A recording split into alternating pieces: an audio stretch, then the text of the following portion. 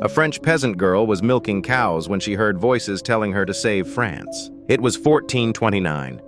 She was 17 years old and couldn't read. Her name was Joan. England had conquered half of France. The French king wasn't even crowned yet. Professional soldiers were losing every battle. Joan walked 300 miles to the royal court. She demanded to see the uncrowned king.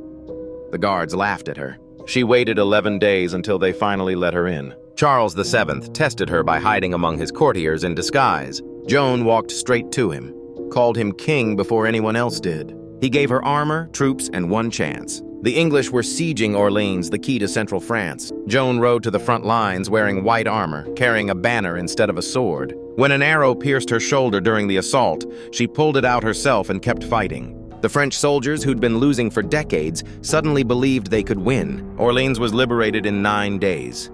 Impossible became inevitable. She won 4 more battles in 2 months, led Charles through enemy territory to Reims for his coronation. Then the politics started.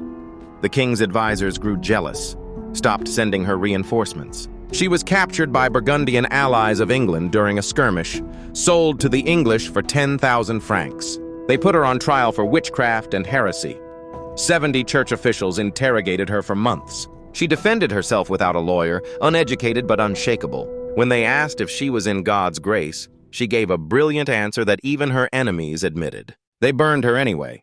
19 years old, tied to a stake in Rouen marketplace. She asked for a cross.